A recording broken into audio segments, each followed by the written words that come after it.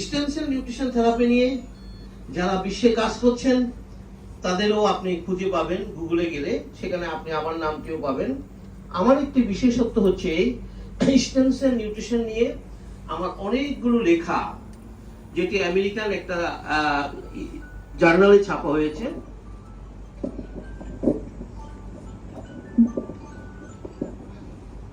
আমি প্রোগ্রামে আসছি, হ্যাঁ,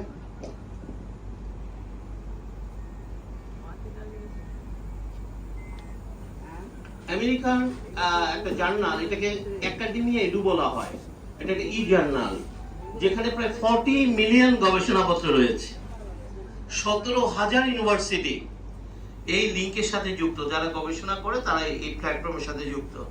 তো সেখানে আমারও একটি প্ল্যাটফর্ম রয়েছে। তো আপনারা জানেন যে এই ধরনের প্ল্যাটফর্মে যুক্ত হলে সবাই লেখা দেখতে পায়, সেই হিসাবে 17,000 ইউনিভার্সিটি আমার লেখা দেখতে পাচ্ছে।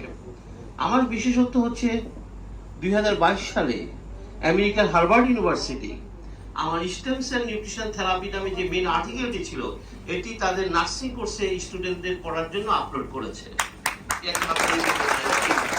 তাহলে হার্ভার্ডের নামটা আমরা শুনেছি নাকি?